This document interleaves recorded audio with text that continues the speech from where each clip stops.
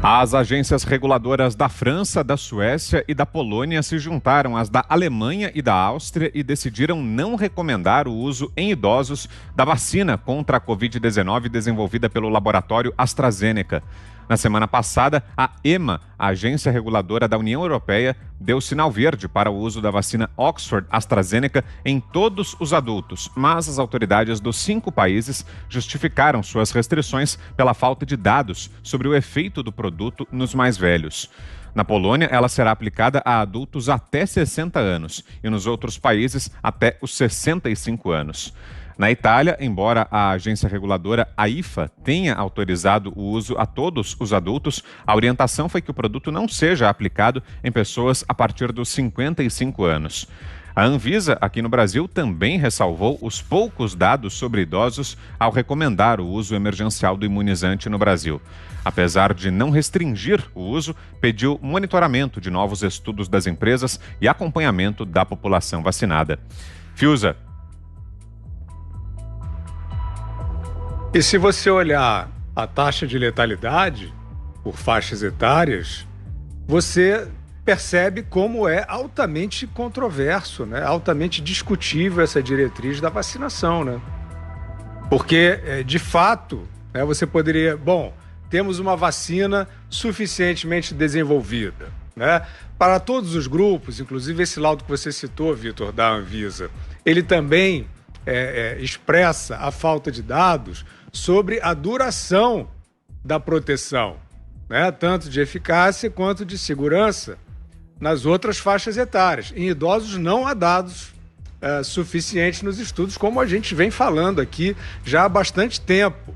E, no entanto, parece mesmo um negacionismo, né? Porque, por um fator estranho de psicologia social, não sei como explicar,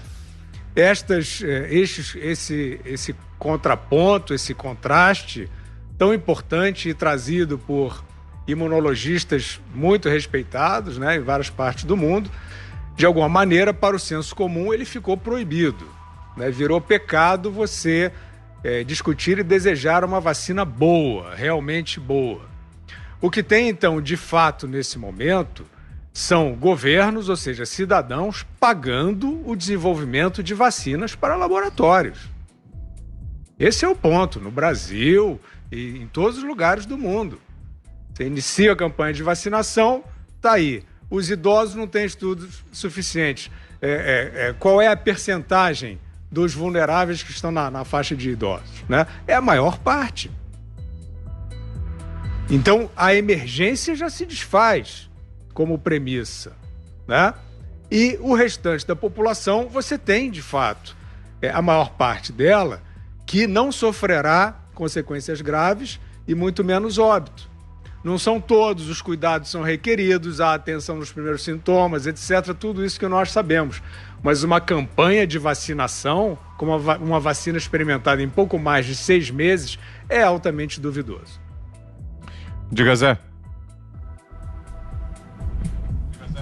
Olha, a vacinação, ela é a única porta de saída desta pandemia. Essa história de negacionistas e tal, não é. Pelo menos eu falo muito assim da maneira como a pandemia está sendo encarada. Os governantes querem tirar deles a responsabilidade de equipar hospitais, de preparar médicos e tal, com essa história de fazer lockdown e um isolamento eterno. E eu acho que a vacina aparece como única, não há o que discutir, é a única porta. Então é preciso ver os resultados aí de efeitos colaterais e pronto. A vacina tem que se resumir a isso e, evidentemente, né, o grau de imunidade que nunca é 100%, e os estudos rápidos assim, eu não acredito nada desses resultados aí de que é 50%, é 70%, ainda tem que andar muito para uma vacina provar detalhes assim. E com o debate aí sobre os idosos, não houve testes, e nem poderia também se fazer testes em idosos, numa vacina tão nova, né?